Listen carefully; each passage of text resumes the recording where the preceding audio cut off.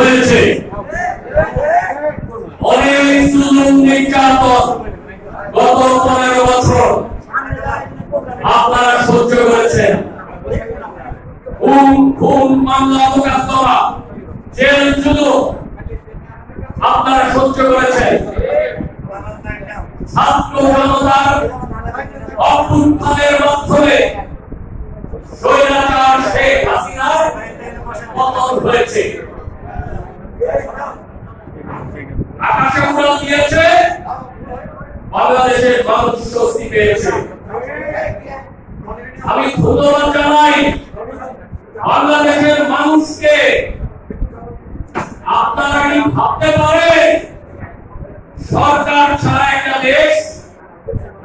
আপনারা কি ভাবতে পারেন পুলিশ ছাড়া একটা দেশ? এই দেশ বাংলাদেশ দুঃসময়ে যে কোনো ক্রান্তি লগ্নে বাংলাদেশের মানুষ ঐক্যবদ্ধ হয়ে যেতে পারে, হাতে হাত ধরে বন্ধন সৃষ্টি করতে পারে, ঐক্য করে তুলতে পারে। এই কারণে সরকারবিহীন থাকা অবস্থায় পুলিশ ছাড়াও আমরা আমাদের দেশকে রক্ষা করতে পেরেছি। ছাত্র জনতা সহ আপনারা গ্রামে গ্রামে সংখ্যালঘুদের পাহারা দিয়েছেন, মন্দিরে মন্দিরে পাহারা দিয়েছেন, মানুষের ব্যবসা প্রতিষ্ঠান পাহারা দিয়েছেন, মানুষকে একটু স্বস্তি দেওয়ার চেষ্টা করেছেন। এই জন্য আমি আপনাদের প্রতি কৃতজ্ঞতা জানাই। কিন্তু আমরা হয়তো পুরোপুরি পারি নাই, আমরা সম্পূর্ণ পারি নাই। কিন্তু না পারার চেয়ে আমাদের পারার অংশটাই বড়।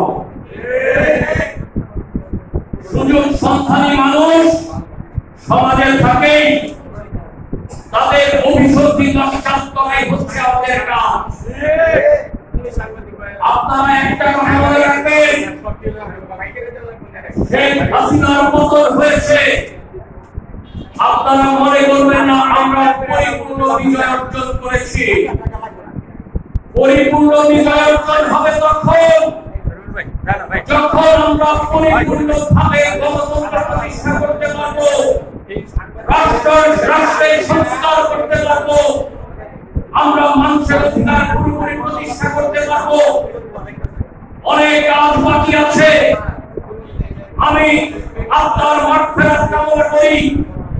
আমাদের শহীদ সাইদের মুগ্ধ বিভাগ সহ হাজার হাজার ছাত্র জনতা প্রাণ দিয়েছে এই স্বৈরাচার শেখ হাসিনা সরকারের পতন ঘটানোর জন্য। আমি তাদের আপনার মাগফিরাত কামনা করি। আপনাদের প্রতি আহ্বান জানাই, আপনারা এই সকল ছাত্র জনতা আন্দোলন সংগ্রাম করতে গিয়ে হত্যা হয়েছে, আহত হয়েছে, ক্ষতিগ্রস্ত হয়েছে, তাদের পাশে দাঁড়ান। আপনাদেরকে বলতে চাই, আবার বলতে চাই, বিজয় পুরোপুরি অর্জন হয় নাই।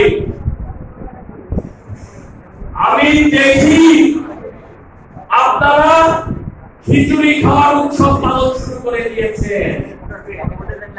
কেন আপনারা গরু জবাই করে খিচুড়ি খান? কেন? এইটা কোনদিন আমাদের কর্মকাণ্ড হতে পারে না।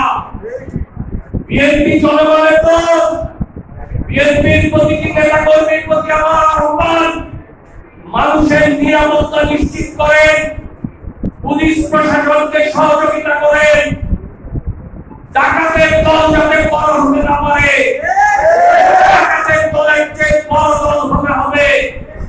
আপনারা পুলিশের প্রতি শত্রু মনোভাবাপন্ন হবেন না। এই রাষ্ট্রের জন্য পুলিশ লাগবে নাকি? পুলিশকে আপনারা সহযোগিতা করবেন। ওসি সাহেবের সঙ্গে আমার কথা হয়েছে, এসপি সাহেবের সঙ্গে আমার কথা হয়েছে, আপনারা তাদেরকে পরিপূর্ণভাবে সহযোগিতা করবেন। সিভিল প্রশাসনকে আপনারা পরিপূর্ণভাবে সহযোগিতা করবেন।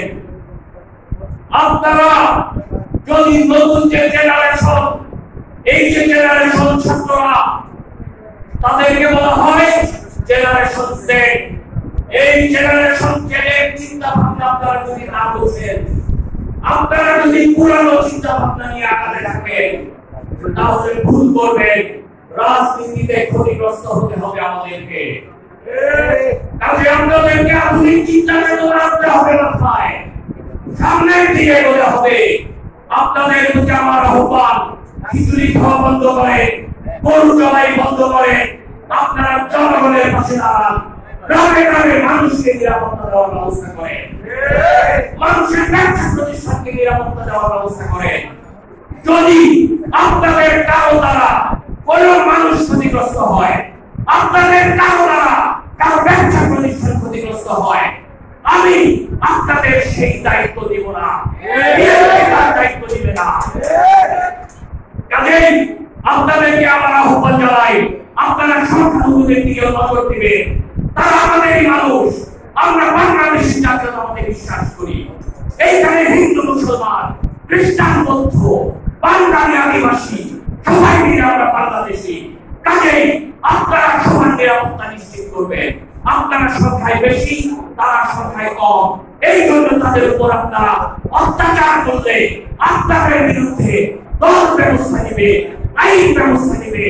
আমি আপনাদের দায়িত্ব নিব না, দল আপনাদের দায়িত্ব নেবে না। তাদের বিরুদ্ধে সিদ্ধান্ত গ্রহণ করা হবে। কাজেই আপনাদেরকে আর বিশেষ কিছু বলার নাই। আমি আমার চেহারাটাকে এত খারাপ, আমার চেহারাটা এত খারাপ না, দেখেন আমার চেহারা কি অবস্থা। আমি 6 তারিখ থেকে গত রাত পর্যন্ত ঘুমাই নাই। আমি ঢাকা বিভাগের দায়িত্বে, ঢাকা বিভাগের প্রতিটা জেলায় দফায় দফায় দলের হাইকমান্ড থেকে ফোন করে, ওইখানে খবর দাও, ওই উপজেলায় খবর দাও, এসপি ফোন করে, ডিসি সাহেব ফোন করে, আপনার ওইখানে কিছু সমস্যা হচ্ছে দেখেন, অমুক উপজেলায় সমস্যা হচ্ছে, অমুক জেলায় সমস্যা হচ্ছে। বাংলার মতো কাজ করতে হয়েছে, দিন রাত বাংলার মতো কাজ করেছি। আমি 6 তারিখের পর থেকে আর ঘুমাই নাই, শুধু আমাদের জনগণের নিরাপত্তা দেওয়ার জন্য, মানুষের মানুষের ভাবধারা যাতে সঠিক থাকে, সঠিকভাবে চিন্তা করতে পারে বিএনপিকে নিয়ে। আর আপনারা যদি গ্রামে গ্রামে খিচুড়ি খাওয়ার উৎসব করেন, এইটা হবে না, এটা হবে না। যারা করে তারা তাদেরটা বুঝবে। আজকে আমাকে আপনারা ভোটটা দিয়ে বিরাট রিসিপশন দিয়ে কালী থেকে নিয়ে আসতে চেয়েছিলেন, আমি সেটা গ্রহণ করি নাই। উন্নয়ন রিসিপশন দেওয়ার সময় এটা না। এখন আমাদের দেশ গড়ার সংগ্রাম, এখন আমাদের রাষ্ট্র গড়ার সংগ্রাম। আমাদের ঐক্যবদ্ধভাবে সকল প্রতিষ্ঠানকে, রাষ্ট্রের সকল প্রতিষ্ঠানকে সহযোগিতা দিয়ে এই রাষ্ট্র গড়ে তুলতে হবে। ইনশাআল্লাহ আপনারা ধৈর্য ধরেন, যদি ধৈর্য ধরেন তাহলে সুফল ভোগ করতে পারবেন, আর ধৈর্য না ধরেন তাহলে সুফল ভোগ করতে পারবেন না। ইনশাআল্লাহ আপনাদের সাথে আবার দেখা হবে, আবার কথা হবে, কারণ আমার ঢাকায় অনেক কাজ আছে, অনেক কাজ আছে আমার ঢাকায়। আমার এক মিনিটের জন্য আমি অপেক্ষা করতে পারি না। আমি এক বিদ্যুতের গতিতে শুনি, আপনাদের সঙ্গে শুধু দেখা করে গেলাম, দুইটা কথা বলে গেলাম, কিছু দিক নির্দেশনা দিয়ে গেলাম। আমি বিশ্বাস করি আপনারা সবাই বুঝদার মানুষ, আপনারা আমার কথা বুঝতে পেরেছেন। যদি বোঝেন বুঝবেন, আর না বুঝলে সেটার জন্য খেসারত দিতে হবে। ইনশাআল্লাহ কোন ব্যক্তির জন্য এই দল খেসারত দিবে না, দিবে না। জিয়াউর রহমানের দল করেন, জিয়াউর রহমানের দল যদি করেন, একটা কথা আপনারা মনে রাখবেন, একটা কথা বিশ্বাস করবেন, তাহলে শহীদ জিয়ার আদর্শ বাস্তবায়ন হবে। ব্যক্তির চেয়ে দল বড়, দলের চেয়ে দেশ বড়। বাংলাদেশ, বাংলাদেশ জিন্দাবাদ, বাংলাদেশ জাতীয়তাবাদী দল জিন্দাবাদ।